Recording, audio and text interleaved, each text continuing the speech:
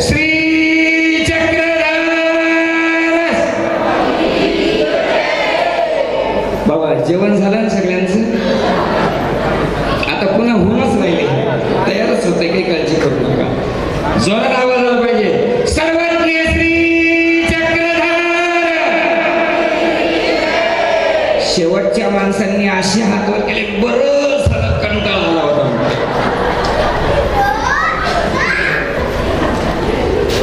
सर्वज्ञ श्री चक्रधर स्वामींचं हे जीवनचरित्र, आचार्यांचं जीवनचरित्र, स्मृतींमधली अनेक स्मृती, या सगळ्यांचा संगोपांग विचार. ज्या पहिल्या वक्त्यांनी आपल्याला सांगितलं की जीव सर्वाधिकारी, किती गोड सूत्र आहे नाही का मंडळी? हे सूत्र भगवान श्री चक्रधर स्वामींनी निरूपलेल्या सूत्रांमधलं हे सूत्र आहे. आमच्या भाष्यकारांनी आमच्या सूत्रबद्ध एकत्रित करणाऱ्या केशराज व्यासांनी हे सूत्र आचार मालिकेमध्ये 178 नंबरचं हे सूत्र आहे. किती सुंदर नंबर सुद्धा आलेला आहे त्या सूत्राचा, 178 नंबर. 1, 7 आणि 8 बघितलं कधी? विचार केला या सूत्राचा? मी विचार करू लागलो. या ठिकाणी ही सभा खूप उशिरा सुरू झाली आजची. आपल्या सगळ्या गोष्टींना उशीरच होत असतो. कधी आपला कार्यक्रम राईट होतो? लग्न राईट टाइम लागत नाही, एसटी राईट टाइम येत नाही, रेल्वे राईट टाइम येत नाही, वक्ता राईट टाइम येत नाही, पंगत राईट टाइम होत नाही. सगळे आम्हाला सवय लागली. आम्ही उपदेश घेतो तो सुद्धा राईट टाइम घेत नाही. म्हातारपणी मान हालायला लागते, हात हालायला लागतात, मग आम्ही उपदेश घेतला पाहिजे म्हणतो. जीवनामध्ये आम्ही सगळ्याच ठिकाणी लेट झालो. मी एक विनोद सांगत असतो की एकदा अमेरिकेचे अध्यक्ष भारतामध्ये आले आणि आल्यानंतर त्यांना नागपूरला जायचं होतं. औरंगाबादच्या रेल्वे स्टेशनला आलेले आहेत आणि नंदीग्राम एक्सप्रेस येणार होती आणि ही एक्सप्रेस 6:10 येणार होती. आणि गंमत झाली मंडळी त्या दिवशी. हो, खरंच गंमत झाली. बरोबर 6:10 रेल्वे आली. अमेरिकेच्या अध्यक्षांना वाटलं, अरे माझ्या देशानं रेल्वे इतकी तयार केली, सगळा जन्म रेल्वेचा आमच्या देशात झाला, आमच्या देशात एवढी राईट टाइम चालत नाही आणि इथं महाराष्ट्रामध्ये आणि ती मराठवाड्यामध्ये इतकी राईट टाइम रेल्वे आली. त्यांनी कुणीतरी सत्कार केला होता. त्यांच्याजवळ एक शाल होते, एक श्रीफळ होतं, ते नारळ होतं. ते धावत धावत धावत इंजिनच्या ड्रायव्हर जवळ गेले. म्हणजे बापू खाली आहे. इंजिनचा ड्रायव्हर खाली आला, त्याच्या गळ्यामध्ये हात टाकला, त्याच्या गळ्यामध्ये खांद्यावर शाल टाकली, नारळ दिलं. त्याने हळूच विचारलं, साहेब हा सत्कार कशासाठी? साहेब हा सत्कार कशासाठी? ते म्हणाले की बाबा रे, माझ्या देशाला रेल्वे केली, तिथं राईट टाइम नाही, तू राईट टाइम रेल्वे आणल्याबद्दल सत्कार. त्याने हळूच पुन्हा काना सांगितलं, साहेब कुणाला सांगू नका बरं का, ही काल 6:10 येणारी गाडी होती, ती आज आहे. लेट आपण सगळ्याच ठिकाणी होतो. लेट आपण सगळ्याच ठिकाणी होतो. आम्ही आमचे आयुष्य जन्म गेलं. तुकोबा म्हणाले का अभंगामध्ये, हो मी वारकऱ्यांमध्ये कीर्तन करतो, वारकऱ्यांना आमचा स्वामी सांगतो, वारकऱ्यांना चक्रधर स्वामी समजून सांगतो. ते वारकरी सुद्धा म्हणतात, कितीतरी जन्म आमचे वाया गेलेले, किती वेळा जन्मा यावे, किती व्हावे फजित, किती वेळा जन्माला यायचं, किती वेळा फजित व्हायचं. आमचे देव म्हणाले, आमचे सर्वज्ञ श्री चक्रधर स्वामी म्हणाले की भल्या माणसा तुझा जन्म, अरे ऐसी अनंते जन्मे वाया गेले, अनंत जन्म तुझे वाया गेलेले आहे. म्हणून हा जो जन्म आहे, हा जन्म तुझा जो आहे तो तुझा उद्धार करून घेण्यासाठी तुझा जन्म आहे. तुला मोक्षाचा अधिकारी बनवायचं आहे, नव्हे तुला माझ्या आनंदाचा वारसदार बनवायचं आहे. वारकरी संप्रदायामध्ये संत बनवतात असं म्हणतात. परिसाला लोखंड, परिसाला किंवा परीस लोखंडाला लागलं तर त्याचं काय होतं? बोलत चला थोडस, मला बरं वाटेल. सोनं होतं ना. आता परीस कुणाकडे नाही, ते बरं झालं म्हणून. परीस लोखंडाला सोनं बनवतो, पण दुसरा परीस बनवतो का? बनवत नाही. वारकऱ्यांचं म्हणणं असं आहे की तो संत जो आहे ना, हा संत दुसऱ्याला संत निर्माण करतो, दुसऱ्याला संत बनवतो. पण आमच्या स्वामींचं सूत्र तर मात्र आणखी वेगळंच एवढंच आहे. आमच्या स्वामींचा दृष्टांत, स्वामींचं ध्येय, स्वामींची इच्छा, स्वामींचा मनोवृत्ती, स्वामींची प्रसन्नता जीवाच्या संदर्भात एवढी आहे की भल्या माणसा मी तुला संत नाही, माझ्या आनंदाचा वारसदार बनवीन, आनंदाचा वारसदार बनवीन, आनंदाचा वारसदार. आम्हाला आनंद हवा आहे, आम्हाला सुख नको आहे आता. कारण सुख पाहिलं आम्ही या संसारामध्ये, सुख अनेक बघितली, पण ही सगळी सुख क्षणभंगूर आहेत. काय नाही तुमच्या घरामध्ये आता, काय नाही तुमच्या घरामध्ये, सगळ्या गोष्टी तुमच्या घरामध्ये आहे, पण तुमच्या घरामध्ये समाधान नाही.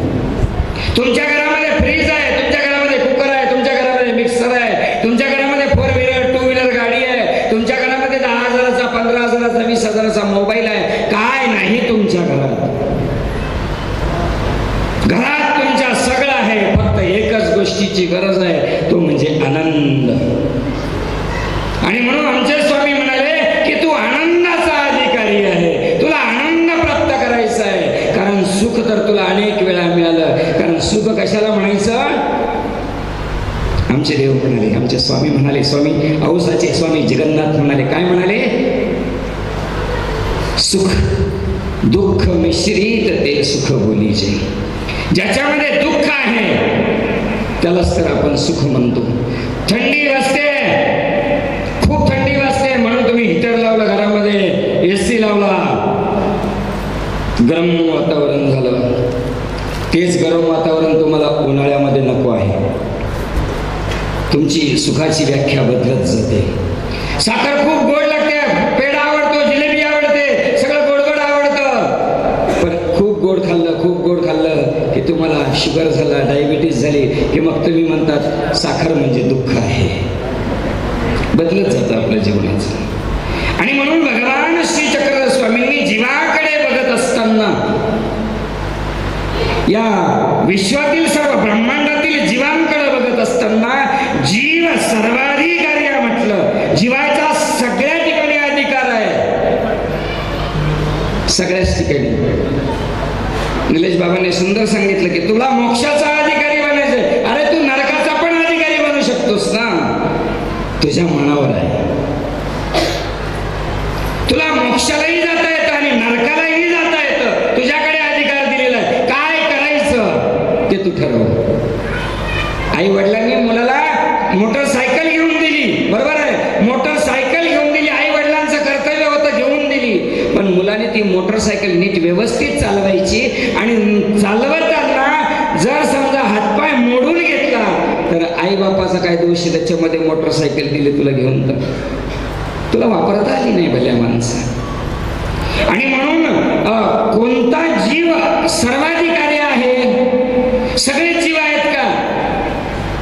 स्वामींचे अनेक सूत्र आहेत आणि अनेक सूत्रांमध्ये जीवाच्या संदर्भामध्ये माझ्या माहितीप्रमाणे 84 विषयांमध्ये 84 सूत्रांमध्ये स्वामी जीवाच्या संदर्भात बोललेले, खूप गोड बोलले. या सूत्रामध्ये नाथोबाला सांगत असताना सांगितलं, अरे नाथोबाला निरूपण केलं स्वामींनी. काही माणसं निरूपण ऐकतात बरं का. इथं आलेल्या काही मंडळींना मातांना मला म्हणायचं आहे की इथं आल्यानंतर दररोज तुम्ही येताय ना, इथून काहीतरी घेऊन जा, इथून काहीतरी घेऊन जा, काहीतरी न्या. एखाद्या व्यक्तीने सुंदर श्लोक म्हणला असेल, तो तुम्हाला आवडला, बाबा तेवढा श्लोक सांगायला मी लिहून घेते. एखाद्यांनी सांगितलं, एखादी लीळा सांगितली, आवडली तुम्हाला, बाबा ती लीळा कोणत्या पानावर सांगा ना जरा. एखाद्या कीर्तनकारानं प्रवचनकारानं सुंदर भजन म्हटलं असेल, तुम्ही या त्याच्याजवळ ते लिहून घ्या. काहीतरी घेऊन जा, काहीतरी प्रत्येकाने न्या. आणि काहीच नेता नाही आला तर कोणाची चप्पल तरी न्या.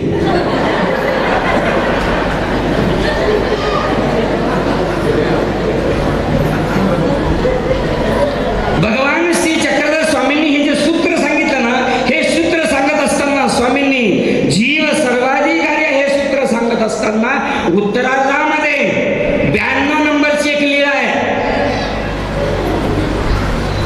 त्या लीळेमध्ये आणि उत्तरार्धामध्ये 180 नंबरची एक लीळा आहे. या दोन लीळामध्ये जीव सर्वाधिकारी हे सूत्र आलेलं आहे. आणि म्हणून हे सूत्र जेव्हा जे आलं ना, तेव्हा या सूत्राचं मी येता येता प्रवास करता करता विचार करू लागलो. इथं बाबळी खाली बाबांनी मला बसवलं, म्हणले बैस तिथं गाठ्या कर 2-4 आणि मग ये म्हणे आमच्याकडे येऊ नको, आता पंगत चालू आहे. आणि मग मी विचार करायला लागलो की स्वामींनी हे जे सूत्र सांगितलं असेल, हे सांगत असताना जीव सर्व अधिकारी सांगितलं. सगळ्यांना अधिकार आहे, सर्वांचा अधिकार आहे, जीवाला सगळ्या ठिकाणचा अधिकार आहे. काय करायचं? बाबांनी खूप सुंदर एक सूत्र म्हणजे दृष्टांत सांगितला. 114 स्वामींनी दृष्टांत सांगितले. 114 दृष्टांतामध्ये वाळकाचा दृष्टांत जो त्यांनी सांगितला. वाळक माहिती आहे तुम्हाला? जार सैल्या वाळकाचा, तन धैलिया वाळकाचा. वाळक माहिती आहे ना? वाळूक काय म्हणतात तिकडे विदर्भात? वाळकच म्हणतात ना. ते वाळूक जर एकदम चांगला असेल, कवळा कवळा असेल तर कच्चा कच्चा खाऊन टाकतो आपण.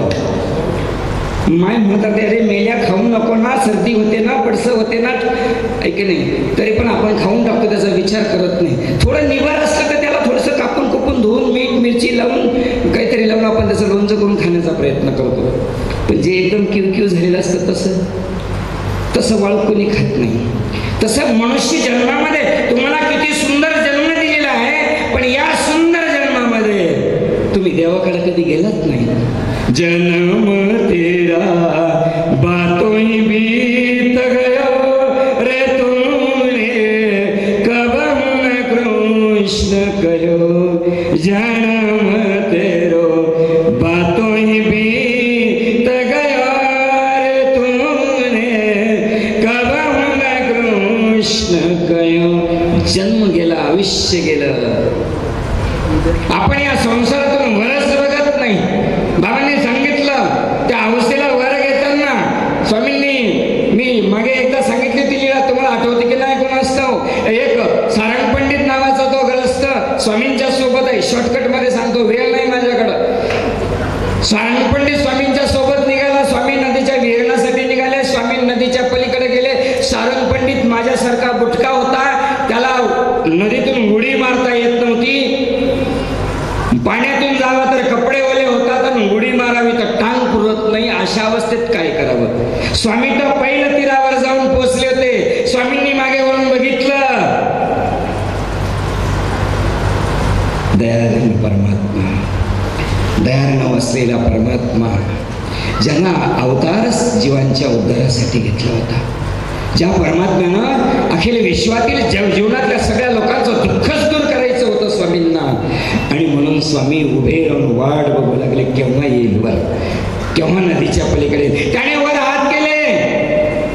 तसे तुम्ही वर हात करता म्हणा. का हो, तुम्ही ते कार्यक्रमाला 5,000 रुपये वर्गणी देणार होते, वर हात केले तुम्ही.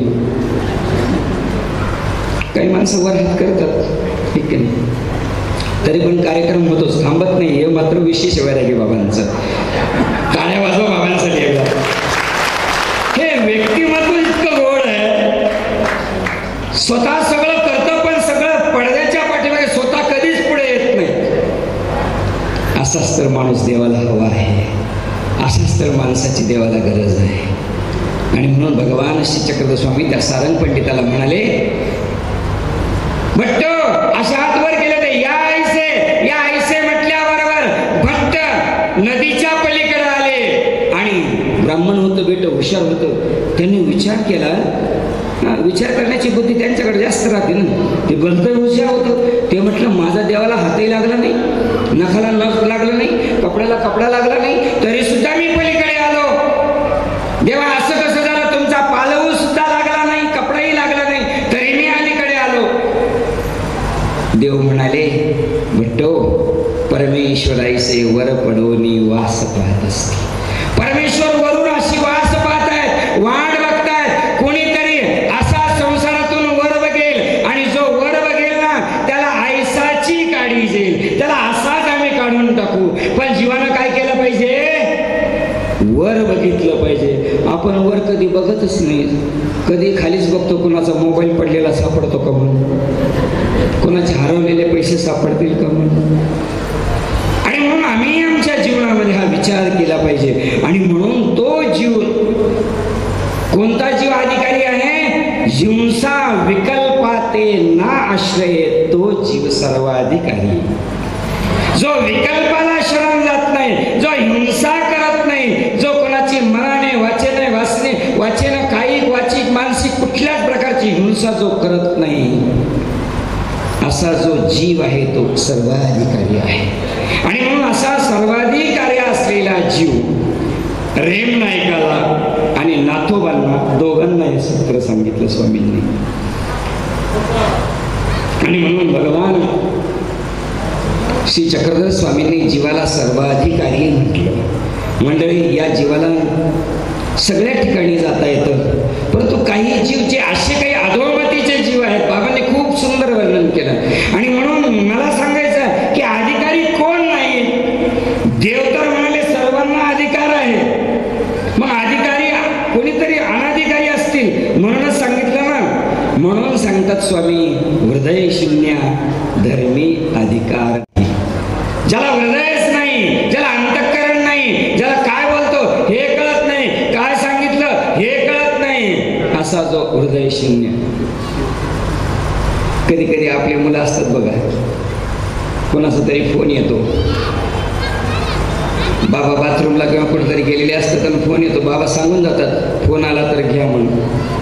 मग फोन आला, बाथरूममधून बाबा आल्यानंतर पिताजीने विचारलं, का रे कोणाचा फोन आला होता का? हो आला होता. कोणाचा आला होता? कोणाचा तरी आला होता. कशासाठी आला होता? कशासाठी तरी आला होता. पण तुम्हाला बाबा बोलवलंय कुठं ते मला माहित नाही, कोणी बोलवलं ते माहित नाही, कशासाठी बोलवलं ते माहित नाही, केव्हा बोलवलं ते माहित नाही. मंडळी, या फोनचा काही अर्थ आहे का? म्हणून नाथोबा प्रवचन ऐकतात, पण प्रवचन ऐकल्यानंतरही एक शब्दही त्यांच्या ध्यानात राहत नाही. आचार्यांनी म्हटले एखादा शब्द सांग. आणि म्हणून ज्याला काहीच कळत नाही त्याला हृदय शून्य म्हटले. अशा हृदय शून्याला सुद्धा धर्मामध्ये अधिकार नाही. ज्यांचं अंतःकरण जरठ आहे असा जरठा धर्मी अधिकारो नाही. खूप सूत्र आहेत मंडळी, खूप.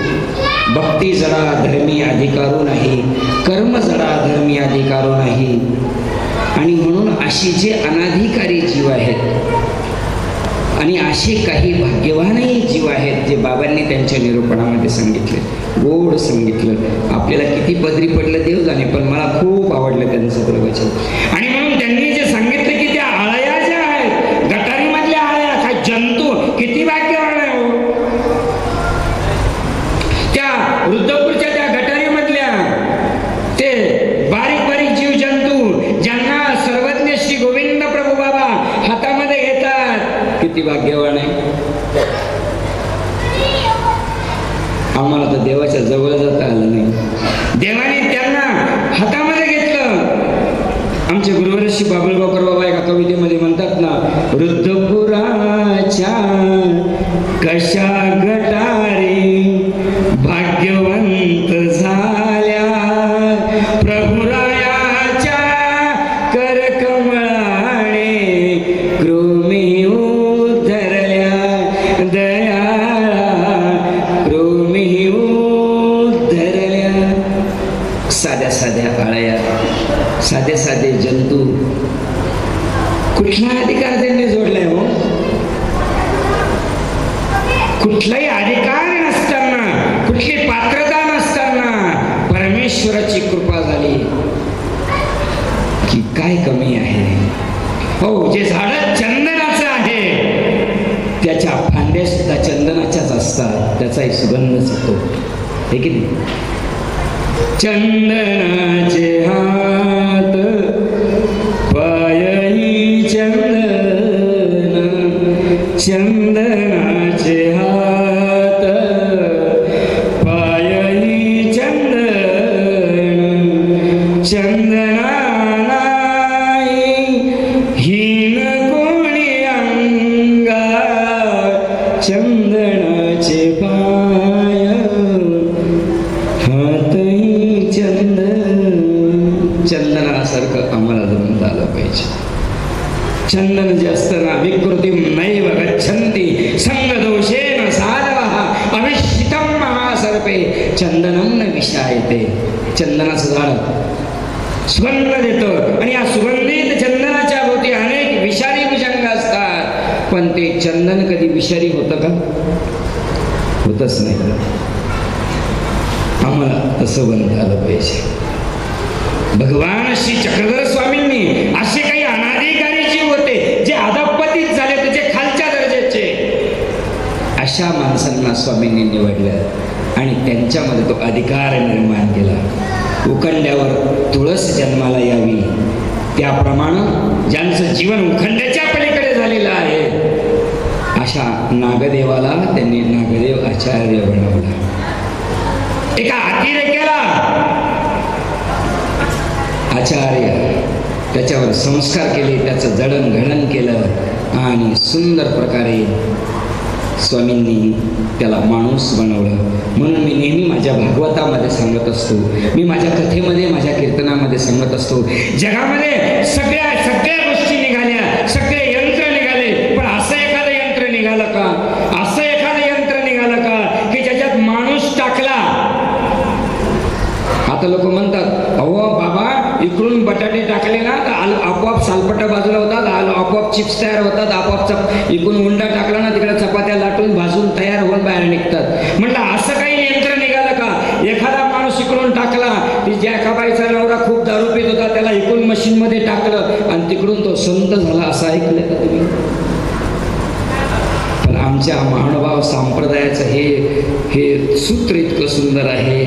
महानुभाव संप्रदायामध्ये अशी सूत्र आहेत की एकदा का माणूस या महानुभावांच्या सानिध्यात आला, एकदा का मनुष्य या महानुभावांच्या सहवासात गेला की त्याच्या जीवनाचं सोनं झाल्याशिवाय राहत नाही, त्याचं जीवन परिवर्तन होतं. एवढंच नव्हे तर तो स्वामींच्या जवळ, स्वामींनी सगळ्या जाती जमातीच्या माणसांना एकत्र केलं. त्याच्यानंतर ज्ञानेश्वरांचा जन्म आहे. भगवान श्री चक्रधर स्वामींचा अवतार झाल्यानंतर ज्ञानेश्वरीचा जन्म झालेला आहे. ज्ञानेश्वरीचा जन्म झाला. शके 1272 ग्रंथ केला ज्ञानेश्वरी. सच्चिदानंद बाबा त्याधरो लेखकू झाला. शके 1212 मध्ये ज्ञानेश्वरी लिहिल्या गेली. त्या अगोदर आमचं चरित्र या महाराष्ट्राला, समाजाला, सगळ्यांना एकत्रित करत होतं. स्वामींनी सगळ्यांना एकत्रित केलं. आणि म्हणून टीकाकारांनी सुद्धा सांगितलं की हा जीव आहे ना, जीव म्हणतल्या जीवरास. जीव म्हटलं की जेवढे जीव असतील, चारी खानी चारी वाणी, जन्म आले तितके प्राणी, जेवढे आहेत ना, टीकाकार म्हणतात सगळे त्यामध्ये आले. आणि शिवाय यामध्ये मग साधनवंत ते हा विशेष, जे साधनवंत आहेत, नामधारक आहेत, साधनावर चर्येवर जे आहेत त्यांना विशेष अधिकार आहे. सर्वाधिकार्या टीकेमध्ये खूप सुंदर म्हटलं बघा. सर्वाधिकार्या म्हणजे सर्वाशीही पात्र, सर्वाधिकारी सगळ्याला पात्र. एकदा बापाने एकदा त्याला वारस म्हणून नेमलं ना, मग त्याला तो जमिनीचा वारस, शेतामधल्या विहिरीचा वारस, शेतामधल्या झाडांचा वारस, शेतामध्ये जे काही जमिनीमध्ये धन दौलत असेल त्याचा वारस, शेतामध्ये जेवढे झाडं असतील तेवढ्या झाडांचा वारस. स्वतंत्र लिहायची गरज नाही, वारस म्हटलं संपलं. तसं स्वामी टीकाकार आम्हाला म्हणाले की सर्वाला पात्र. मग सर्वाला पात्र म्हणजे सगळ्याला अधिकारी, म्हणजे केवळ सुखाला किंवा ज्ञानाला किंवा प्रेमाला किंवा भक्तीला आनंदालाच का नाही, ओखटे या म्हणजे जे पाप कराल ना त्याला सुद्धा अधिकारी आहे असं समजू नका. आणि म्हणून तुम्ही काय करायचं, एक छोटीशी गोड गोष्ट गंमत सांगतो आणि मी समारोपाकडे चालतो. उशीर होऊन राहिला, मला वाटतं बाबांना जायचं आहे. आणि म्हणून जीव सर्वाधिकार्या ओखटेया गोमटेया येत सकळ विधीचा ठाई अटक आदी करून. खूप सुंदर टीका आहे. पर मनाचे अलस्य भलतेयाची अश्रद्धा हे दोन्ही न व्हावी. किती सुंदर टीका आहे ही. म्हणजे वेळ नाही आपल्याकडे त्यावेळेला सगळ्या गोष्टीला हे करण्यासाठी. आणि म्हणून जीव सगळ्यांचा अधिकारी आहे, पुण्याला, पापाला, मोक्षाला, नरकाला. कसं, एक गंमत, एक विनोद, एक दृष्टांत सांगतो म्हणजे ही गोष्ट तुम्हाला सहज लक्षात येईल. आमच्या गावामध्ये बरं का बाबा, आमच्या भोकरला मावशी ऐकलं ना, ऐकायला ना सगळे, ऐकताय का? हात वर करा, ऐकायला ना. नाही तर काही लोक घड्याळाकडे बघू राहिले, आता एवढं सांगून संपत्ती काय की, ते संपल्यावर संपत्ती काय की, हे सांगून झालं संपत्ती काय की, असं तर वाटत नाही ना.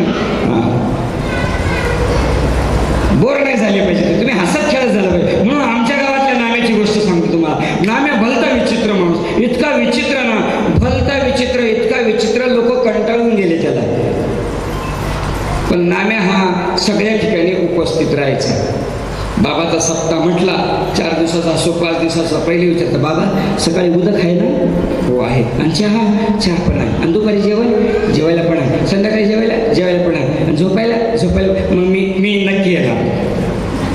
नाम्या हजर. असा हा नाम्या एक दिवशी रेल्वे स्टेशनच्या बाजूला, दर्यापूरसारखं रेल्वे स्टेशन असेल, मूर्तिजापूरसारखं रेल्वे स्टेशन असेल, त्या रेल्वे स्टेशनपाशी एक आंब्याचं झाड होतं बरं का जी, आंब्याचं झाड होतं. आणि हा नाम्या 5-2 पोरांच्या सोबत तो झाडावर चढला.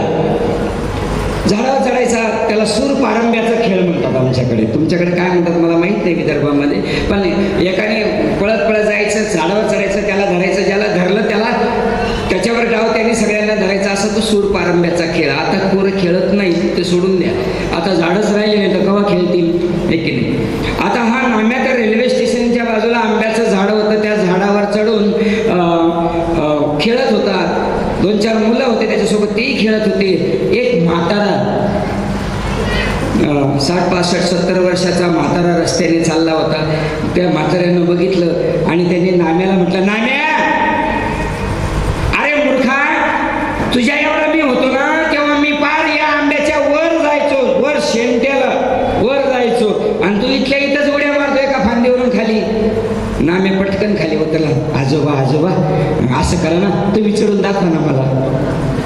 आता आजोबाने कशाला ऍक्टिंग करायचं, कारण भानगडीत पडायचं. आजोबाने आपला तो झोऱ्या खाली ठेवला आणि चढला ना आजोबा वर चढले, वर गेले. नाम्या म्हटलं, आजोबा आणखी वर जा.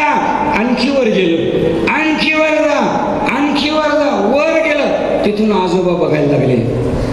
दर्यापूर दिसतंय, अंजनगाव दिसतंय, हे गाव दिसतं, सगळे गावं दिसायला लागली. तेवढ्यामध्ये रेल्वे स्टेशनमधून लाऊडस्पीकरवर आवाज आला. नागपूरवरून मुंबईकडे जाणारी गाडी पॅसेंजर प्लॅटफॉर्म नंबर 1 वर येत आहे. म्हाताऱ्याला मुंबईला जायचं, बरोबर मला खाली घ्या लवकर, माझी गाडी चालली आता, मला भेटत नाही, मला उतरावा खाली. म्हणले नाम्या, मला आजोबा जसे वर गेले तसे या ना खाली. नाही म्हटले, माझा BP वाढला, शुगर वाढला, मला शक्य नाही, मला खाली घ्या. आता शक्य आहे का आता माणसाला, काय ते लहान बाहुली का पटकन अशी उचलून घ्यायला? सगळे माणसं जमले आजूबाजूला. एक म्हणायचं, आजोबा याच्यावर पाय ठेवा. दुसरा म्हणायचं, नाही आजोबा, ती फांदी मोडकी दिसते, याच्यावर पाय ठेवा. तो म्हटला, मी घाबरलेलो आहे, मला खाली घ्या. सगळे माणसं विचार पडले की आता याला खाली कसं घ्यावं. मोठी पंचायत पडली. सगळ्यांना कोणाला जमिना गेलं. नाम्या म्हटलं, मी काढू का आजोबाला घरी, खाली घेऊ का? ते म्हणले, मग कोण म्हटलं नको, कोण म्हटलं काढ ना, म्हणले खाली घे ना आजोबाला. पळत गेला शेजाऱ्याच्या घरून, मोठा दोर आणला. त्याला नांदेड जिल्ह्यामध्ये धांड म्हणतात. ती मोठी धांड आणली, मोठा नाडा आणला, वर फेकला. आजोबा कमरेला बांधा. आजोबाने कमरेला तो दोर बांधला. खालचे लोक म्हणले, काय करतोय नाम्या तू, काही समजत नाही आम्हाला बरं का, तुम्ही गप्प बसावं म्हणे, पच करत जाऊ नका म्हणे, चांगल्या कामात हातकन नका लावत जाऊ बरं म्हणे, तुम्ही वा बरं बाजूला. बांधलं का? बांधलं, पटकन पक्क बांधलं, छान बांधलं. हो म्हणे बांधलं, सारखं म्हणे बाजूला सगळे. दुसरे म्हातारा काठी ठेवा, अरे माझ्या संग शाळेत येत होता बरं का तो, चांगलं नीट उतरव म्हणे. भाऊ त्याचा हातपाय मोडून गेला तर त्याच्या घरी कोणी सुनबाई जेवायला देत नाही बरं, त्याला हाताने भाकरी करावं लागतात. तो बोलले, तुम्ही चिंता करू नका हो, मी एकदम अलगद काढतो. सगळ्यांना बाजूला केलं. बांधलं का पक्क? पक्क बांधलं. मग म्हणले सगळे बाजूला. आणि मग याने नाम्याने असा तो दोर धरला आणि असा जोरात हिसका दिला.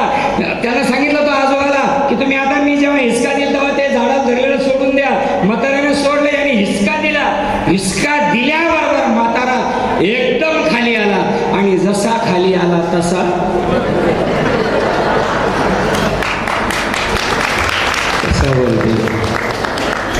लोकांनी नाम्याला इतका मारला, इतका मारला, इतका मारला, हागूस्तोर मारला का हागला म्हणून पुन्हा मारला. एक चांगला सज्जन माणूस आला, ते म्हटले नामे तू असं का बरं केलं, असं का बरं केलं. नाम्या म्हणाला मी काय करू, मागच्या उन्हाळ्यामध्ये संपतनानाच्या विहिरीत पोरगं पडलं होतं ना. म्हणजे हो, कोणी काढलं, मीच तर काढलं, हाच दोर होता तेव्हा मी, तो दोर मी विहिरीत सोडला, मुलाच्या कमरेला बांधला, असा हिसका दिला, 2 हिसके दिले की मुलगा वर आला, तो जिवंत राहिला. आणि हे म्हातारं मेलं, त्याला मी काय करू.